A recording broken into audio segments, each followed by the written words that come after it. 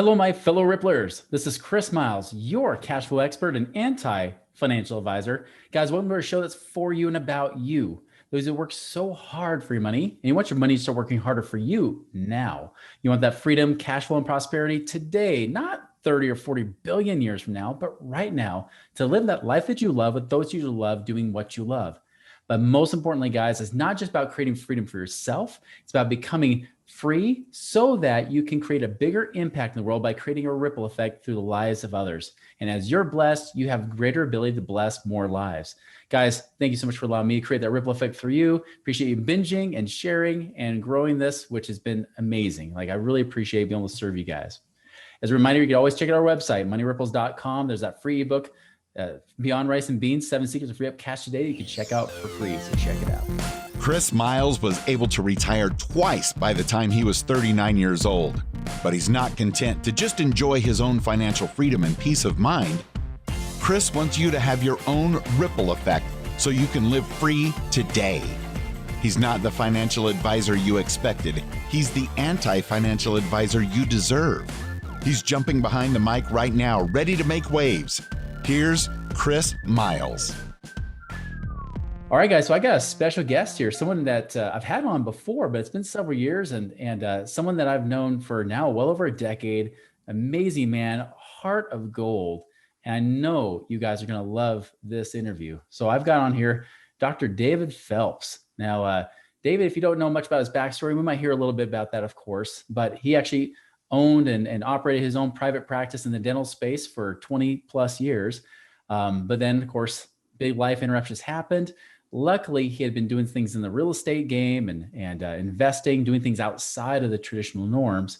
And as a result, was able to be more free, and is actually financially free himself. And it's helping many, many other people, especially in the dental space, become free themselves. So definitely glad to have him on, because I'll tell you, many of you guys make at least 6 figures. Some of you making 7 figures a year. But the problem is what are the mistakes? What are those, as we're going to talk about today, what are those inconvenient truths of those that are high income earners? What are those things that actually could be tripping you up and sabotaging your progress? So excited to have David on here today. So welcome to our show, David. Chris, glad to be here. Always. So help me fill in the gaps here. Like, tell us a little bit deeper about your story. Well, like probably everybody listening today, I went through the educational process and, kind of picked a goal, a mountain peak to hit. And that was to become a doctor. My dad was a doctor, so I deviated a little bit, went into dentistry, but still a doctor, still profession, still a respected profession where one is thought to be able to, earn a good income, right? And have a good life and provide for your family, which was what everybody wants. So yeah, I did that. But I also had a lot of curiosity, Chris, early in my youth. And before I was even out of dental school, I was reading books about how to be a better investor, just in large. I didn't know how to invest, but I knew I needed to learn how to do that. And so I read books about stocks and bonds and mutual funds. And I also found a few books about real estate, compared and contrast. This is when I was in my 20s, and real estate just made sense. I like a tangible asset. I do like a little bit more control. That's just me. And that's a lot of the people I think you speak about today. We're looking for a little bit more control in our lives, not to do everything by ourselves, but how can we better orchestrate our financial future, right? Which is what you're all about, Chris. Yeah. And so reading those books, I talked my dad into being my financial joint venture investor in my first rental property in 1980. So what's that? 41 years ago. Yeah, do the math. 41 years ago, I was the joint venture partner with my dad. He put up the credit in the capital down payment, and I managed. And long story short, we split about $50,000 in capital gains profits in 1983, about 3.5 years after we bought the property. Now, if you recall back, Chris, some of your listeners probably are too young to remember 40 years ago, but we had Paul Volcker at the Fed, who was trying to knock down the inflation of the 70s and 80s, and he did that with high interest rates. So I remember because I had to sign, I was a co-signer on the mortgage, 13.5% interest. Yeah, that was pretty good. We made money on a rental property at 13.5% interest. People say, "How did you do that?" Today, if I have to go over 3%, I'm not going to do it. Say, well, right. Get ready. I think times are going to change. But anyway, that's the story. I'm going to kill the whole show with it. But what it taught me, Chris, here's the takeaway: is like most of us do, going through school. I had jobs. I mean, and the jobs I did in college and dental school, which I actually I loved, is I waited tables. I learned how to wait tables, got into some relatively high end. I don't mean like with tuxedo and bow tie, but steak, seafood, that kind of restaurant where the tips were good. And back there, and I think I probably averaged about $15 an hour. That's what they're getting today with minimum wage, right? So I was ahead of my time. That was great back then. Yeah. Oh, that's great. Yeah, that was like worth 40 or 50 back in the days, and the hours were flexible. But here's what I learned is, yeah, I made good money, flexible hours, kept my school loan debt down by doing that. But the other thing I learned was the $25,000 that I split with my dad, or the 50 that I split and made the 25,000 capital gain, the number of hours I put into, number one, acquiring, doing some rehab work, and managing was about a 10% of what I did in waiting tables. And the gain was about the same. In other words, I made about $25,000 over 4 years of waiting tables, lots of hours, right? Yeah. And I made the same amount on a lower taxable rate by investing in an asset. So that's where the light bulb went off, Chris, is I thought there's something to this. And so from there, I took it from there, and here I am today. I don't know what you want to say about that, but here I am today. I'm not, let me put it this way. I'm not in people's mouths anymore. Well, at least not on purpose. Yeah. Absolutely. So, well, give us kind of your experience, over the 40 years, right? Because right now we're seeing a trend in the market. I've been asking several guests this question too, because the trend has been the last 12 years, the markets have been up in the stock market specifically, right? And so real estate's kind of getting a bad rap especially with the younger generation. You've seen the highs, the lows, you've seen high interest rates, you've seen low interest rates, you've seen inflation, you've seen even a little bit of deflation from time to time. What's your perspective on everything? Just seeing that overall, like, do you think people are being a little bit, I don't know, naive with what's going on right now in the markets, or what's your take? I think there's a lot of, I just go far, I'd go past naive, Chris. I'd say there's irrational exuberance in the marketplace. And I think you would halt me on those words at all, because you've seen it too. Look, if you've been around long enough, and I do have a few gray hairs as you do, which means we've gone through a few business cycles, and we realize this is the way of the world. I think we're going to see more of this kind of volatility going forward, not less. In the very reasons I'm talking about, the Fed's intervention into the markets and all that they've done in this past year, but even before that, back to 2008. And what I would say is that yes, there's an exuberance in the marketplace, because people forget.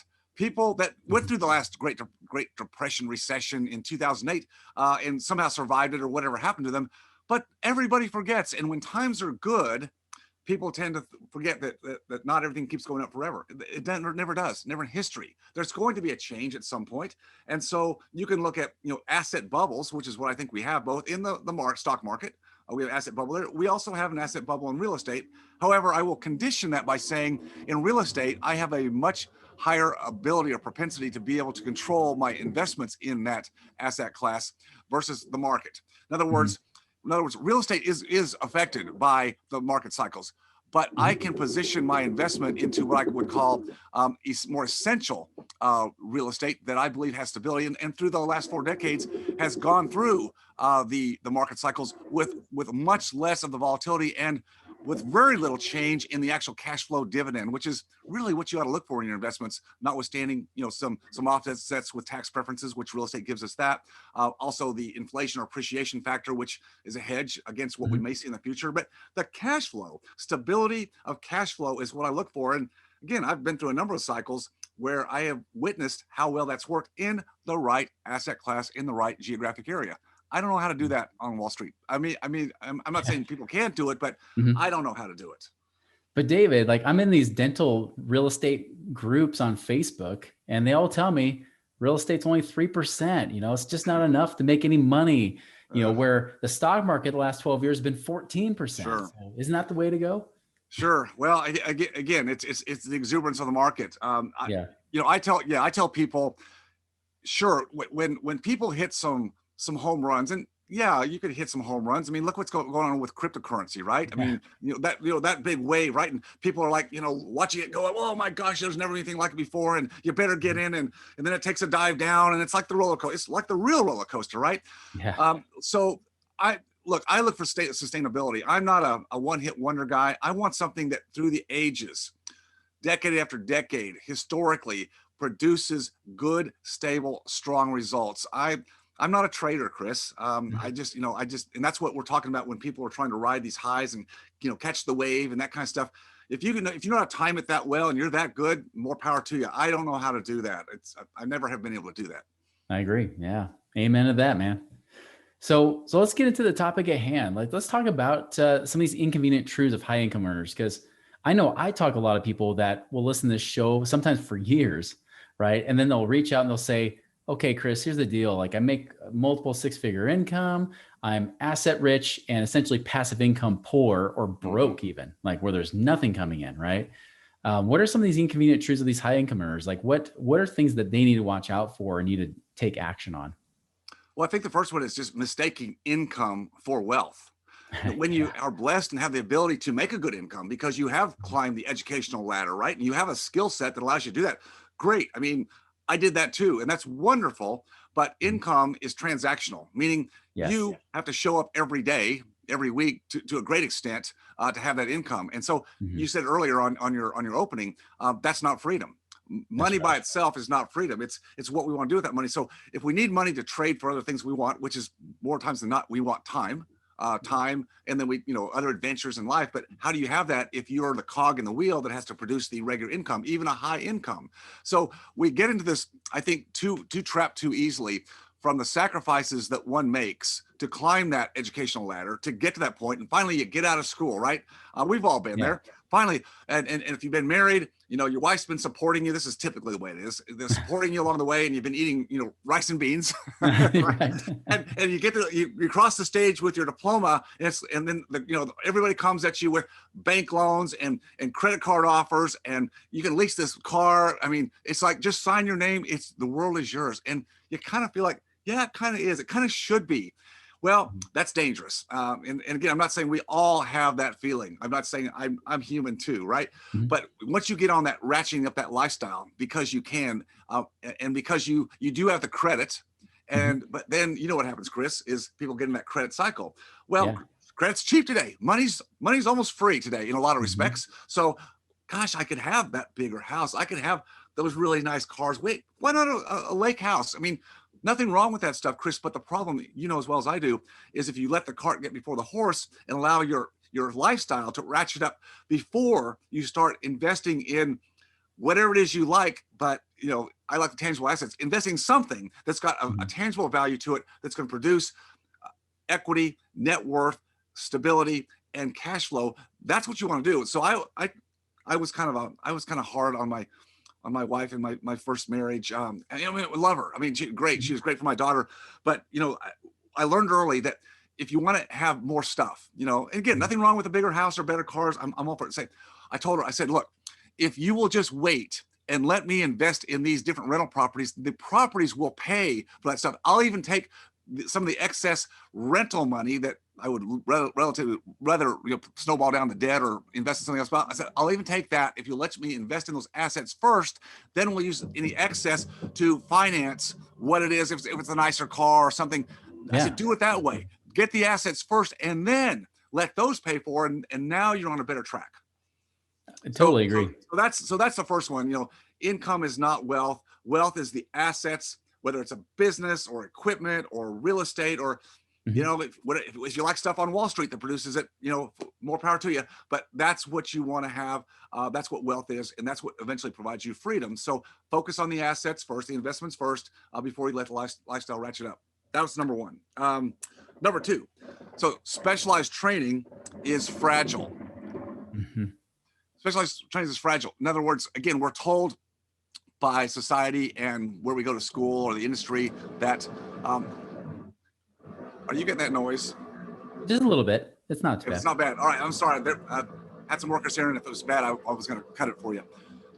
The specialized training is also a trap because we think that when we go through life and that we're able to ratchet up our skill set, that's going to pay a higher dividend. And typically it does. But the problem is, where's the adaptability? Because with the speed of change today, in society and technology, all industries are changing at light speed, way faster than we saw even a decade ago. Or gosh, when I got out of school, you could plod along. You didn't have to change much at all. I mean, the stuff you learned last year, 2 years, 3 years ago, you could still get by and not much change. Today, You got to be on top of it. So the adaptability and flexibility, specialized skill sets, they can, go 180 on you in just a few years. And if you're not staying abreast and changing all the time, well, that's hard to do, You right? become obsolete. You become obsolete. I know in our industry that, healthcare, it's been turned upside down in the last 10 years. And so it's not as quote fun or cool to do that because, our doctors, our friends and colleagues in those fields, they're under the thumbprint of compliance, regulation, insurance. I mean, there's so much compressing that. And it's like, but they're kind of trapped, right? It's the sunk cost fallacy. Well, we put so much time and effort into this, to our education, and we got the practice built up, and yeah, I get it. But again, that's a trap. It's an inconvenient truth to that specialized knowledge. Again, I'm not against it. I'm about having a plan B so that when you want to exit or transition or take some time off or take some chips off the table, you can. You don't have to ride this horse all the way to the finish lines out there somewhere in your 60s or whenever you thought you were going to quote retire. It's a bad model, and it didn't really work in the past. But today, Chris, it doesn't work at all. It's not an end that people really want. But so many people feel hopeless today because they don't have a different plan. They haven't been shown a different plan. They don't see a different plan, right? There are different plans, and that's why you and I connected 10 years ago, because we were with people that were doing a different plan on life in general. I mean, overall, different plan, different mindset. We're not going to accept what the majority or society says is a truth. There is a better way to do it, but you've got to find people that are already living that life, plug into them, because they will help carry you. They'll change your thinking, which is the first way to change your behavior. Just getting more information about anything, Chris, is not enough. You've got to be able to take that information and make it actionable. Well, how do you do that, especially if you haven't seen it actually put into action? Right. Well, I got this great idea. Somebody wrote a book or I heard a podcast, but that's not enough. I mean, I got to see it, right? So that's why I like to hang around with people like you. That's why we met a decade or so ago, because we were on the same path. We're different people, and I think in a pretty good way. So I'll leave it I agree. at that. Yeah. Where's some of those other inconvenient truths? I would say, well, you said that you're the anti-traditional financial advisor, so I'm with you there. So I say dependence on the traditional accumulation model of retirement planning. I mean, you know what it is, but it's what I speak about against also. And I was never in that game. It's just like you, I have so many discussions with hardworking professionals, business owners who have been trapped by the, Mr. and Mrs. CPA, I'm paying too much taxes. Oh, got the answer for you. We'll fire up a 401k. And if you max that out, then we'll do a defined benefit plan, and we'll do a cash balance plan. We'll save you taxes today and into tax deferral programs. Well, it sounds great. Like, why wouldn't you want to do that? My gosh, two problems. One, that tax savings usually goes to what, Chris? Does it go to more assets or for investment, or does it go to lifestyle? Well, usually lifestyle. Yeah, because so you got more money left, or you didn't have to send us Uncle Sam. So great. So what do we do? I feel more rich. I feel richer. Secondly, the taxes on the back end are more than likely going to be higher in the future, not lower. Now, again, I'm not against tax deferral. There's different ways to do that. Real estate, you can do that. You can, but I just think you have to have some balance there. So the traditional accumulation model, which is just a game that financial advisors have to give to people, just stack it up, and we'll keep our fingers crossed that you can quote retire out at a certain age. But the algorithms and models they use, I mean, how good can they be? Because nobody knows what's going to happen. We don't know what the inflation factor is going to be. We don't know what taxes will be. I just think they're all going to be higher. So and even if they aren't, inflation alone will make it higher. Exactly. Even if the taxes stay the same. Exactly. And so I say the model you should use is focus on the cash flow, right? The cash flow. Right. What are the assets that you've invested in that provide you the cash flow? Then I can back into how much of those assets I need based on what I know the run rate is of those, which is pretty predictable on a conservative basis. I know what that number is. I don't need the typical financial advisor who tells our high income earners you need $6, $8, $10 million to quote retire. Well, I mean, is that possible? Yeah. Is it probable? Probably not for most people. Likely. I mean, that's unless you've got something else going on. I mean, that's a grind. And guess what you're going to give up to get to that $6 or $8 million? The grind, you're going to give up a lot of time that you could have been spending with your family, only because you didn't know, you didn't have a different plan, a viable plan that could get you to where you want to be with different metrics. Yeah, exactly. So that's 4 ties a little bit into the last one. It's don't let the tax tail wag the dog. Kind of the same thing is don't just make investments or create entities or structures just for the tax purposes or the tax deferral. There's a lot of gamesmanship out there by people who, whether they're licensed professionals or not, you don't have to be to create tax strategies, or sometimes I will call them more schemes that people can buy into that will, on the surface, they're going to save you taxes again. You got to be careful about those. I think the IRS, well, I've heard that Biden's going to ramp up more funding for the IRS. Look, the country needs more money. Where are they going to come get it? They always go after the low hanging fruit. So if you're going to go into these gray areas, and I just call them gray because I won't define whether they're good or bad, but whether they work or not is not based on the tax code and the interpretation. You know what's based on, Chris? It's based on the interpretation of the auditor you're sitting in front of that particular day you got audited. That's where it comes down. Now, you can decide to fight on principle, and your people who set up these tax schemes, they have no liability. I mean, promise you, when they can consult, when you consult with them and they say, hey, we can save you money by doing a conservation easement, or we can do a tax deferred sales trust or a monetized installment sale, because we've researched the code and we've got our attorneys on it, and blah, blah, blah. Get them to sign off and say that they'll cover you on audit. Now, if they'll do that and back it up with real assets, have at it, but they won't. It's like when I get questioned about captive insurance, but I've yet to see anybody who actually thought captive insurance worked well long term. Like it sounds sexy and it sells. All this stuff sounds sexy, and who doesn't want to save on taxes? And again, they're well-meaning, but it's a business. It's a business for people to set these up. There's hefty upfront fees, and there's really no risk to them because you sign off that you're a big boy or girl, and there's no guarantees, and that's what you got to live with. So don't let the tax tail wag the dog was 4. Number 5 is no grasp of financial metrics. So none of my colleagues that went to school had time to take courses in finance or economics. And even if we did, it wouldn't have been the right classes anyway, Chris. I wouldn't know that. So probably didn't lose anything there. But the problem is, again, specialized training, some skill set. You get out in the real world, and the real world is a different animal. If you don't understand business, financial metrics, how to make, as you said on the opening, how do you make your money really work for you? Yeah. Well, most people just focus on how they can make more money. Well, that's working harder, grinding it out, being more efficient, better skills. Nothing wrong with that, except there's not a means to an end. It's how do you get your hard-earned money working as hard for you as you did for it. So getting financial acumen. Too many people are told by Wall Street it's too complicated. Just give your money to us. We'll take care of it for you. I think it's a bad model. You can learn enough. You don't have to have an MBA or higher degrees in finance or economics. I don't, and I'm no genius, but I learned through other people who I saw had good cognitive abilities and frameworks that I could plug into. And real estate was one of the big ones. I mean, it just made so much sense. And again, you don't have to be have all these degrees to figure this out. Just plug into people that already have figured out. Follow them. Follow the people who have done it for other people. That's the key to being your own financial advocate and working with other people that have been there. Love it. 2 more. Number 6, the belief that time is always on our side.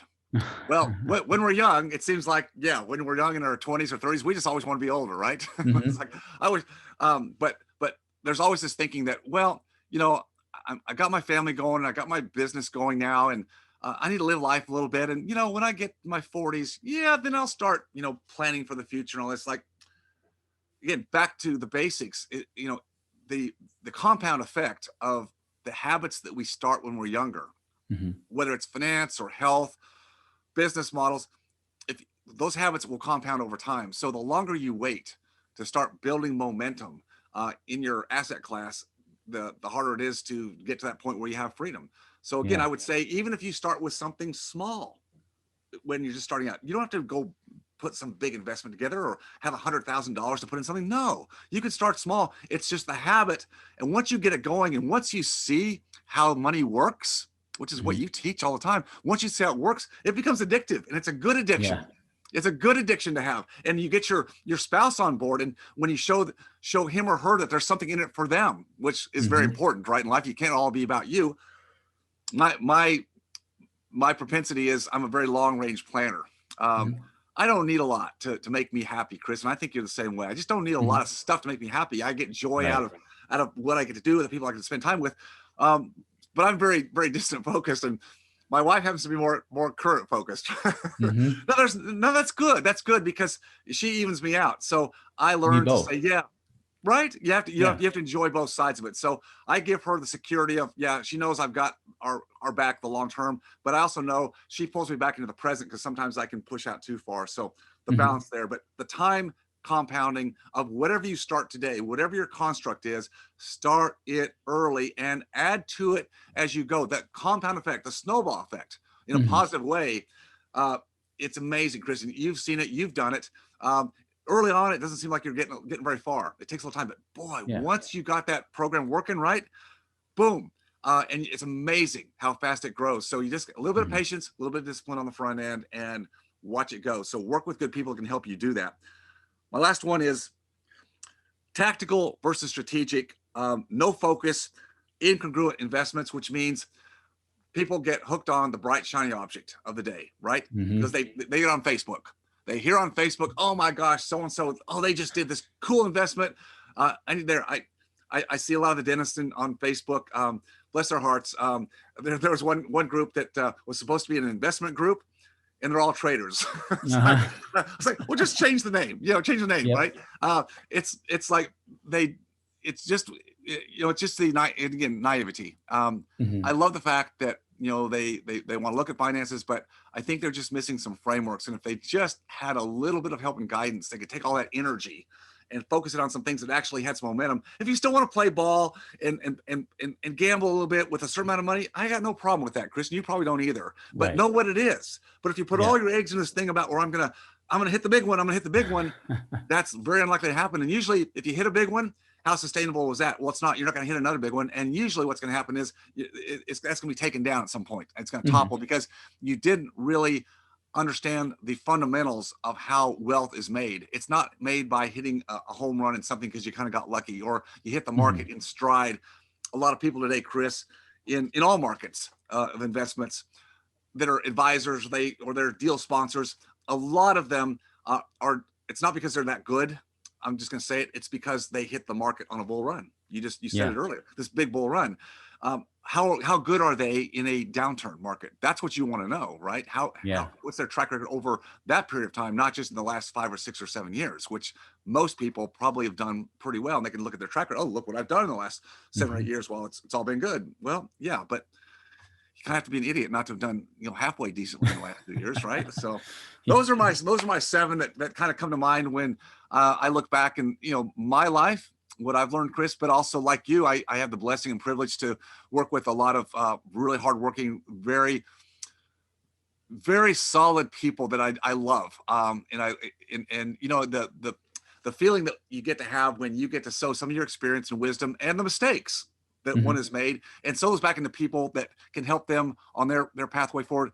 There's nothing better. And so sharing these stories with you is always fun for me to do. I love it. Man, some power-packed wise counsel there for sure. Like, seriously, anybody who's listening right now needs to listen to this at least 2 or 3 times just to let this sink in, because there's so much wisdom here that if you get grasp this and apply it, it's hard to not succeed with this kind of counsel. So, David, I appreciate it. This is good stuff that everybody needs to hear and master. So now you've got a book that's come out recently, and I know this is a big one because a lot of people focus so hard on trying to hit that financial goal, but then they get there like, well, now what, right? And you've got a book that talks about that and even addressing that ahead of time, right?